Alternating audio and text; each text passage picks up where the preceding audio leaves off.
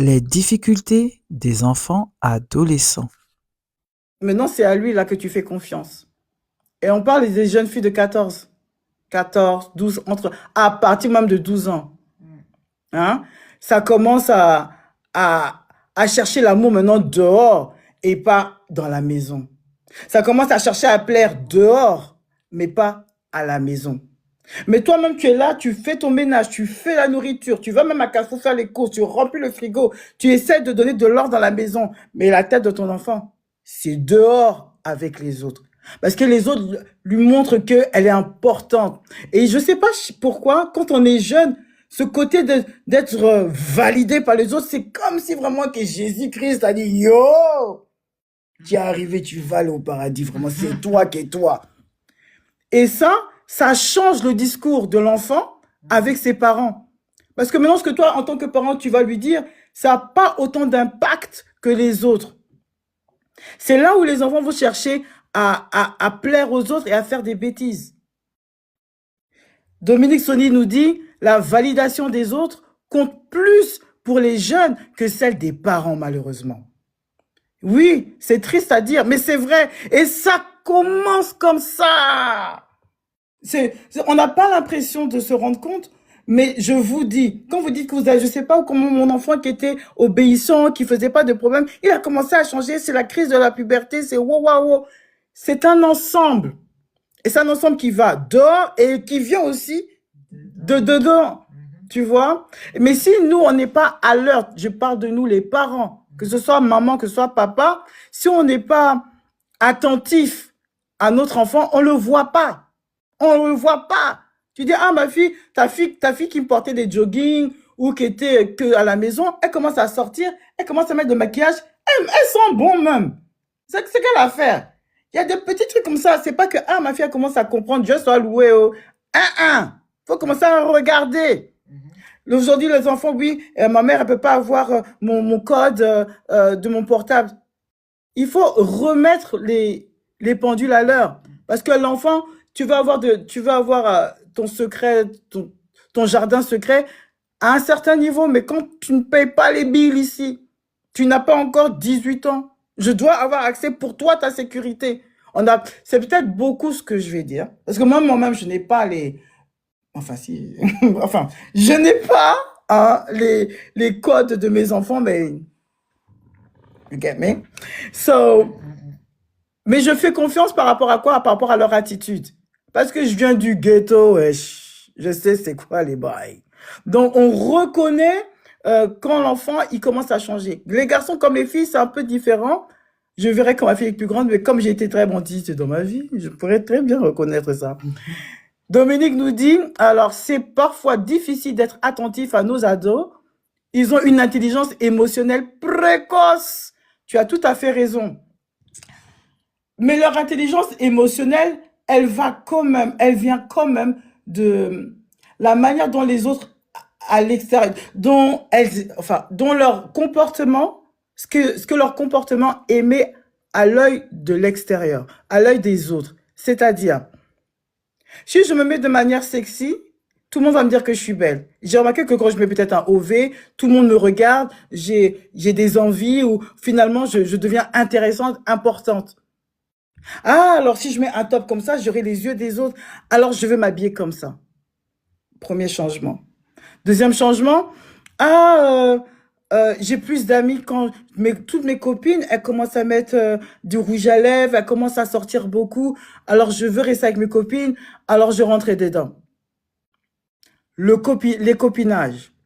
Est-ce qu'en tant que parent, vous connaissez les copinages de vos enfants? Ça commence aussi comme ça. Alors, Dominique Sony nous dit, pour les filles, les garçons les mettent en concurrence pour se dénuder. Aïe, aïe, aïe, ça commence. Oui, elles le font dans l'objectif de plaire. Mais, Dominique, c'est là même, tu dois venir. Aïe, non, là, tu dis la vérité, là. Mets la caméra. Mets la caméra. On veut entendre ça. Tu as tiré quelque chose. On voit qu'il y a beaucoup de filles, des petites jeunes filles bêtes là, qui commencent à faire on appelle ça des nudes. Hein? On va être des nudes hein, aux hommes. Et parfois, ça devient un cercle vicieux, difficile de les sortir de là. J'aimerais bien que tu explores ce côté-là.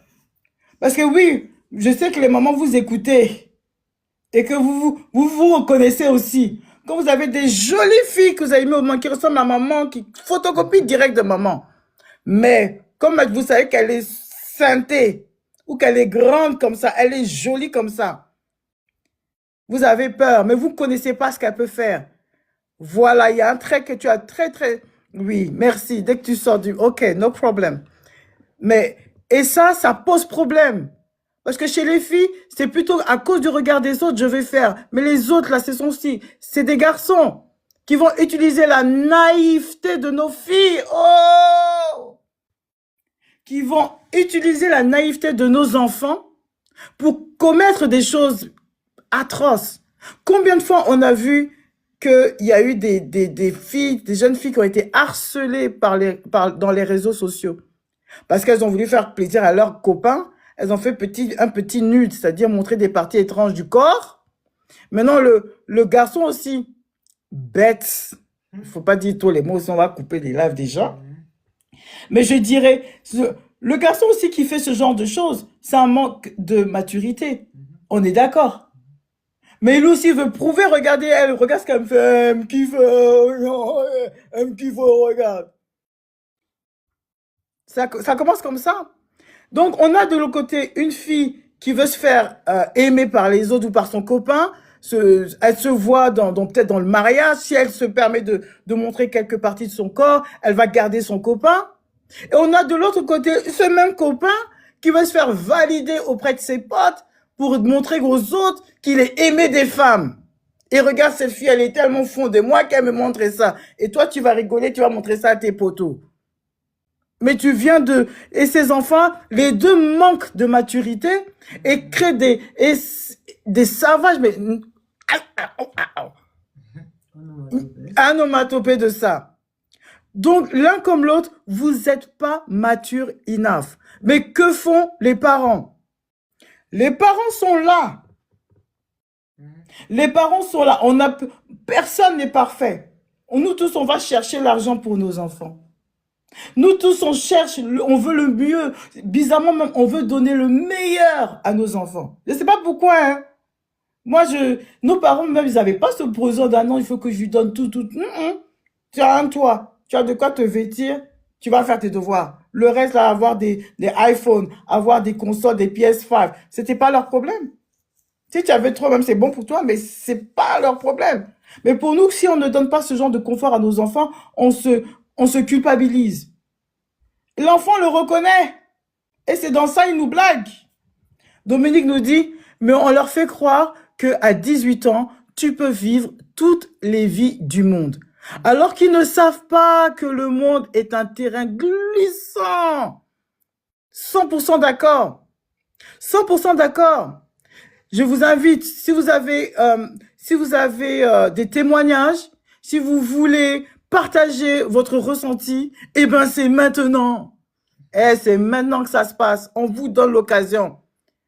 S'il vous plaît, partagez vos histoires parce que ça peut aider quelqu'un qui le regarde. Elle ne se sentira pas seule dans ça. C'est important. C'est important. C'est bien ce que tu disais. Surtout en Europe, on vous dit que vous avez des droits, les enfants maltraités. Il y a des enfants qui méritent des choses étranges dans le corps, comme dans les chaussures de Louboutin. Ceux qui savent reconnaîtront ce que je vais dire. Mais on ne peut pas se permettre de faire des choses étranges à nos enfants parce qu'il y a la loi. On n'a plus le droit de faire ci, on ne peut pas avoir recours à des choses pour bien mettre dans la pénétration du corps, du dos, hein, pour pas que les sangs ça coule. Donc, on ne peut pas les faire. Et l'enfant se croit plus malin. Il faut responsabiliser nos enfants. Oui, mais à quel âge? Parce qu'il y a des enfants qui sont très malins et qui vous la font à l'envers. À l'envers, je vous le dis.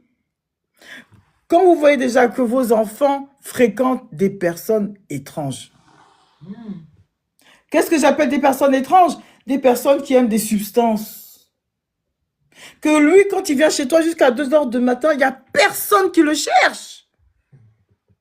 Son téléphone ne sonne jamais, ton ami là. Il n'a pas de famille. Il habite où? Il est dans quelle école même? Est-ce que ce sont des questions que vous posez à vos enfants? Pour commencer. Cette fille, elle s'habille façon. Après, vous allez me dire qu'il y a des enfants très malins, ils vont vous faire venir des enfants très corrects, mais ce qu'ils font derrière, c'est autre chose. Mais on a notre sixième sens. Utilisons-le. Utilisons-le. Oui, il faut...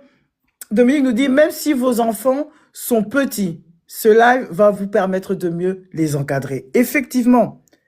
Effectivement. Pourquoi je dis ça?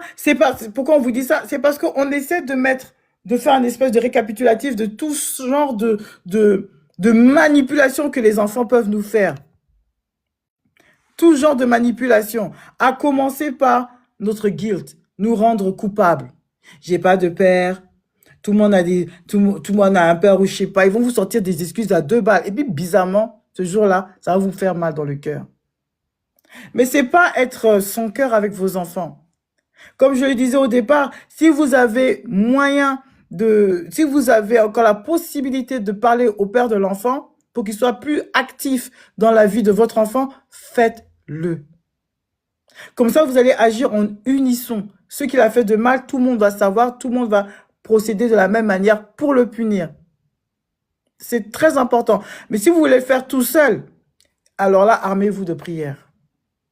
Et commencez par vous-même. Oui, je vous le dis. Pourquoi je vous dis ça? C'est parce que on se rend pas compte que dans notre vie de tous les jours, on n'a pas toujours la force pour parler à nos enfants.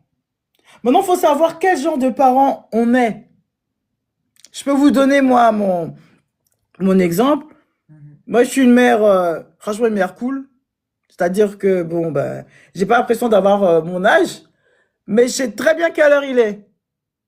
Dans le sens où, comme j'ai grandi dans un quartier populaire, je reconnais beaucoup d'insolence très rapidement. Donc, très vite, je calme ça très, très bien. Maintenant, on va dire, ouais, mais tu fais ça comment, là. J'observe et j'explique. Franchement, je peux pas vous mentir, le dialogue.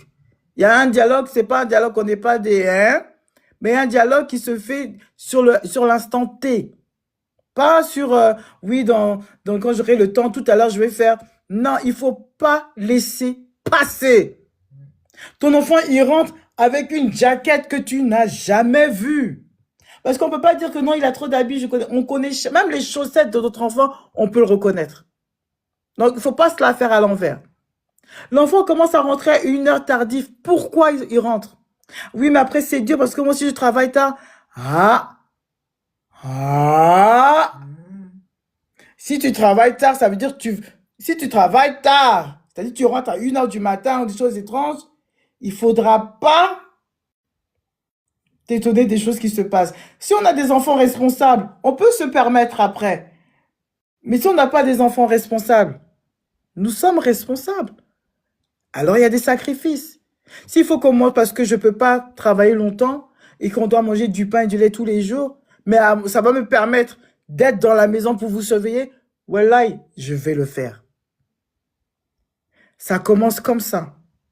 C'est maintenant, nous, qu'on dit non, je dois avoir la meilleure des vies, je dois prouver aux gens, là, j'ai fait des études, là. Et on s'oublie. Les enfants, d'abord, c'est notre priorité. Je suis désolée.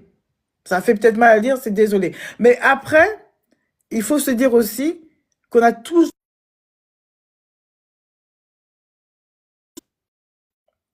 Oui.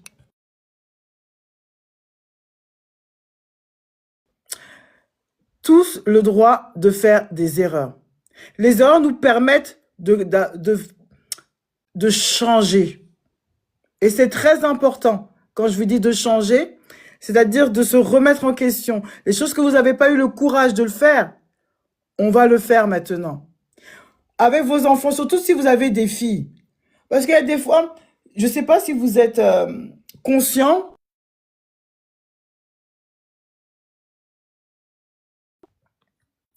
juste avec la parole. C'est-à-dire que on va lui dire, allez, va faire la vaisselle, il faut que tu fasses la vaisselle, et puis tu es sale, et puis tu es ci, et puis tu es ça. l'enfant ne va pas comprendre dans sa tête que l'on parle de la vaisselle. Il va juste se rappeler que ma mère, elle a crié sur moi et elle m'a insulté. Et c'est ça qui va se nourrir pour gonfler son cœur. Est-ce que c'est plus facile de penser au mal que faire du bien? Mais nous, quand on a nos stress de la journée, yeah, et de notre quotidien, on ne peut pas tout le temps se contenir. Et c'est ce que le diable, il veut. C'est quand on est à fleur de peau, il nous envoie des flèches et des flèches et des flèches. Et nous, on tombe dessus parce que c'est humain. On a le droit de crier. On a le droit, on ne peut pas les gifler, ces gosses. Alors laisse-nous crier. Mais même ça, maintenant, on nous dit que c'était de la violence mentale, psychologique, name it. Alors tout se joue à l'observation et à l'obéissance. Mais quand on n'a pas des enfants qui obéissent, on fait comment, vous allez me dire? On leur parle et on les sanctionne. Un enfant qui est trop têtu, quand vous voyez qu'il est trop têtu, ça devient autre chose. Essayez de voir tous les systèmes qui est mis en place en France ou en Angleterre, c'est-à-dire assistante sociale, la police, l'école. Mais faites quelque chose. Si vous restez bouche bée, ah, je suis trop fatigué, il est toujours comme ça va être de pire en pire. N'attendez pas que ça soit trop tard. Oh, il fume un petit joint, c'est rien, j'ai fait ça quand j'étais jeune. Oui, mais aujourd'hui, le joint, aujourd'hui, on ne sait pas ce qu'il y a dedans.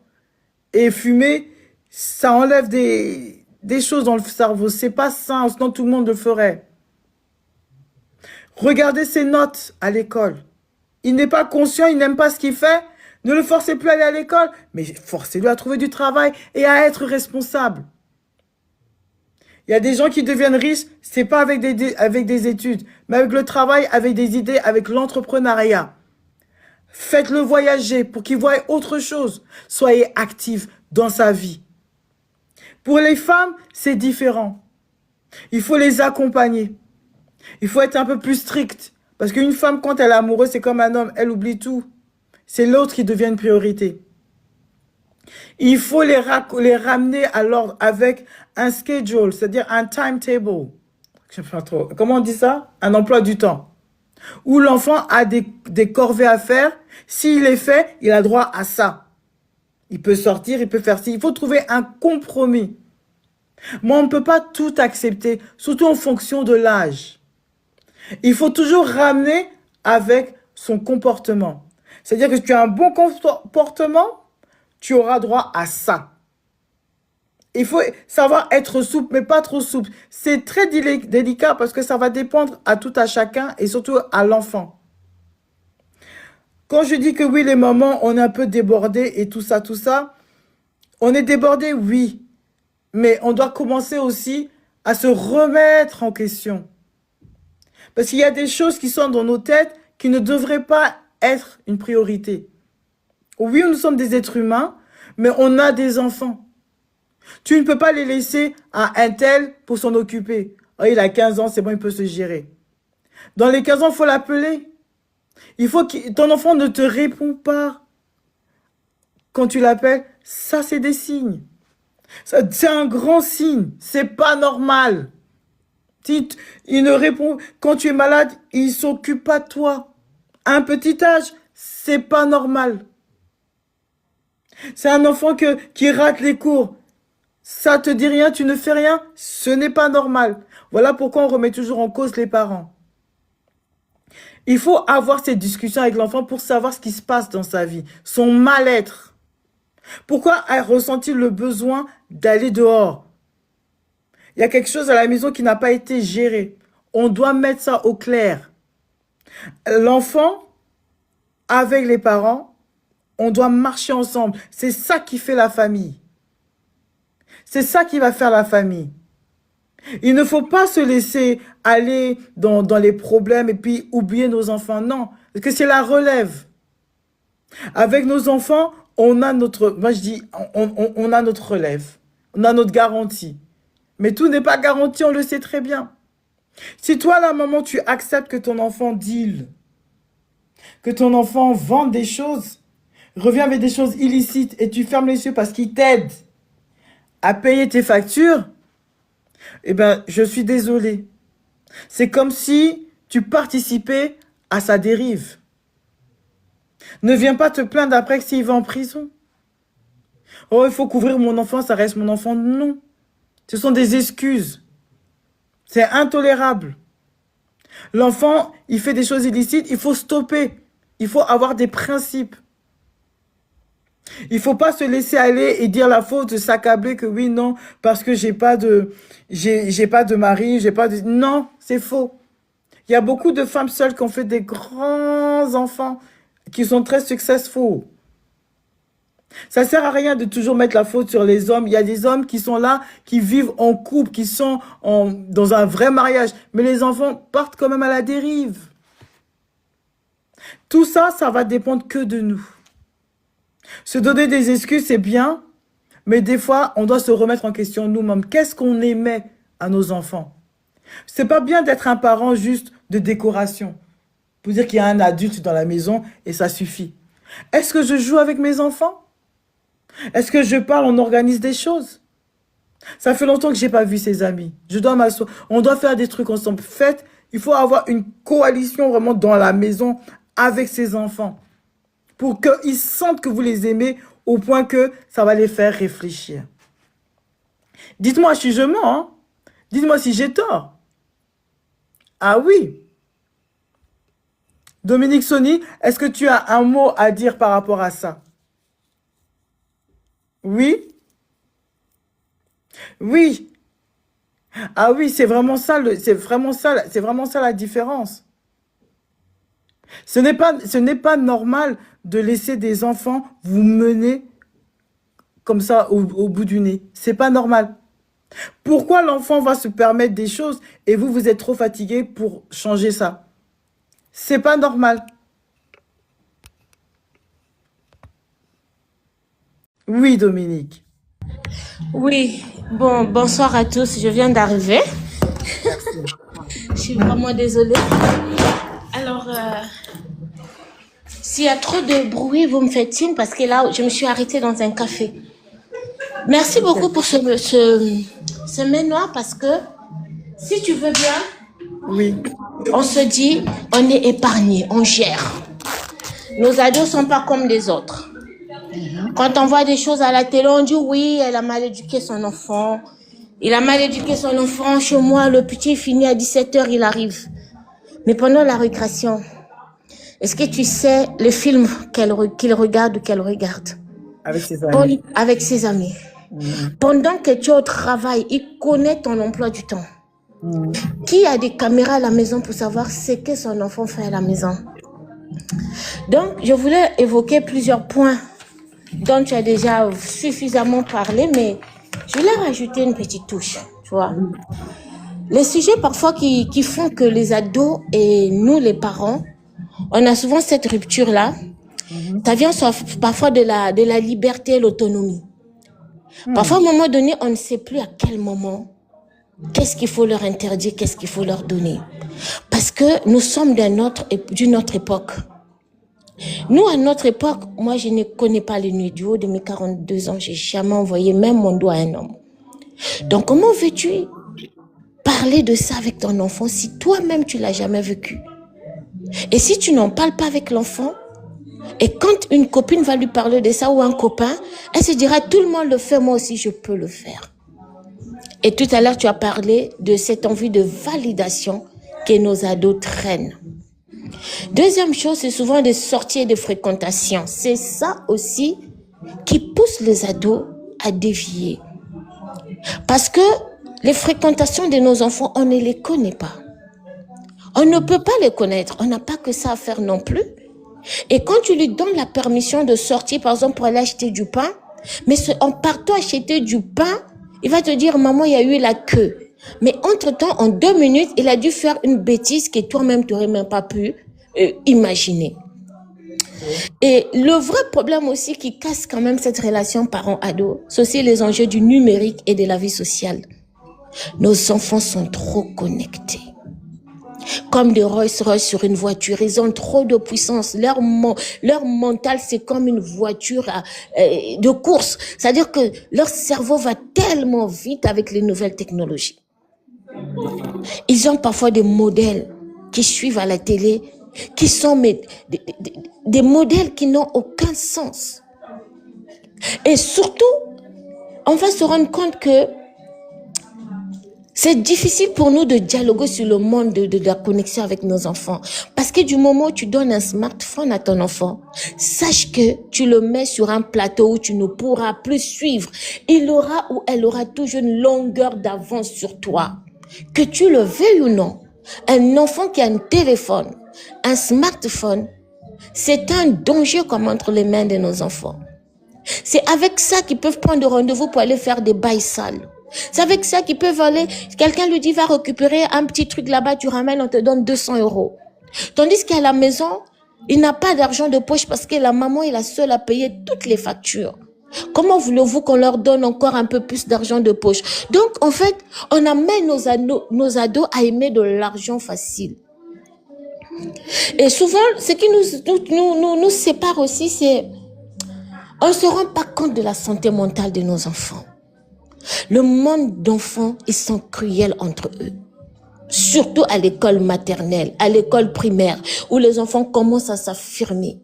Tout à l'heure, tu parlais de teint clair.